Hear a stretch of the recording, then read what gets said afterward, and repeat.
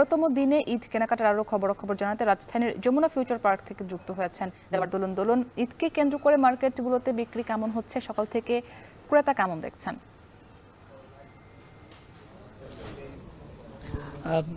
আপনি যেমনটা বলছিলেন যে ঈদ যত ঘনিয়ে আসছে ক্রেতাদের সমাগম বাড়ছে। আমরা এই মুহূর্তে যমুনা ফিউচার পার্কে রয়েছে। আমরা দেখছিলাম যে সব বয়সের যারা রয়েছেন ঈদ কেন্দ্রিক কেনাকাটায় ব্যস্ত হয়ে পড়েছেন, তারা আসছেন, দেখছেন। আমি এই মুহূর্তে যে আউটলেটটিতে রয়েছি এখানে যে দেখছি যে নতুন সংগ্রহের পাশাপাশি সব বয়সীদের জন্য তারা পণ্যের পসরা সাজিয়ে বসেছেন। আপনাকে জানিয়ে রাখতে চাই যে শীতাতপ নিয়ন্ত্রিত এই শপিং মলে ভিড় থাকছে মূলত বিশেষ করে দুপুরের পর থেকে সন্ধ্যার আগ এবং পর পর্যন্ত বেশি ভিড় থাকছে বলছেন সংশ্লিষ্টরা। তারা আমাদেরকে বলছেন বেলা যত বাড়বে উপস্থিতি ততটাই বাড়বে।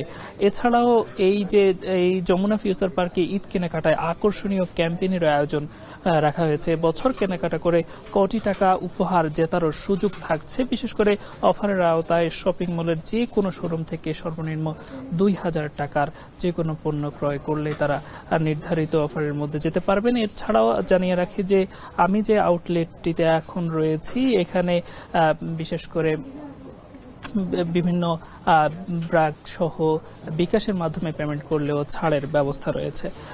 আমরা আউটলেটগুলো যেমনটি ঘুরে দেখেছি যে নানা বয়সী ক্রেতাদের যেমনিভাবে সমাগম রয়েছে, একই সঙ্গে যারা নিয়মিত আসছেন তারা বলছেন যে ঈদকে ঘিরে পণ্যের পসরা নতুনত্ব রয়েছে। তো এই ছিল আমার কাছে থাকা ঈদ কেনাকাটার সবশেষ।